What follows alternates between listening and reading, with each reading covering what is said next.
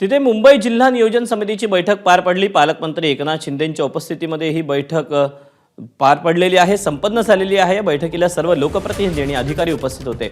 मात्र वरळीचे आमदार आदित्य ठाकरेंनी मात्र याकडे पाठ फिरवली। दुपारी 1 वाजता सुरू होणारी बैठक तब्बल 4 वाजता सुरू झाली।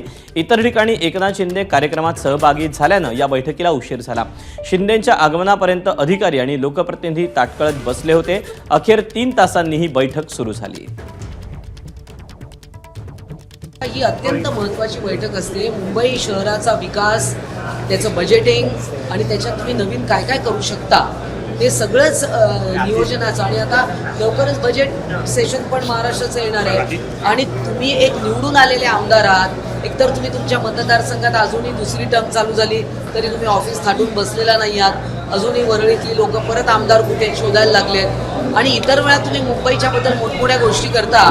मग अशा वेळेला तुम्हाला एकनाथ शिंदेंच्या समोर बसणं अडचणीचं वाटतंय का?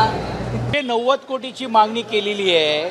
आम्हाला आता हीच अपेक्षा आहे की बाबा हे सर्व निधी मंजूर व्हायला पाहिजे, कारण मुंबई शहरामध्ये फ्लोटिंग क्राऊड ही जी उपनगरामध्ये पण जी येणारी जी संख्या आहे। ठाकरे अनुपस्थित होते, नेमकं कारण त्यांचे प्रतिनिधी मी आणि सुनीलजी आम्ही दोघं आहोत, म्हणजे त्याला काय वेगळं कारण नाही आहे। आणि त्या मतदारसंघातले विषय सुनील शिंदेजींनी घेतले, मुंबई शहराशी संबंधित विषय, आरोग्य असेल, शिक्षणाच्या बाबतीत असेल, ब्रिजेसच्या बाबतीत असेल किंवा इन्फ्रास्ट्रक्चरच्या बाबतीत मांडण्याचं काम मी केलेलं आहे।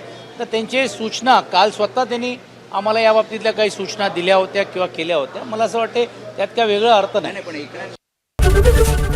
एबीपी माझा, उघडा डोळे बघा नीट।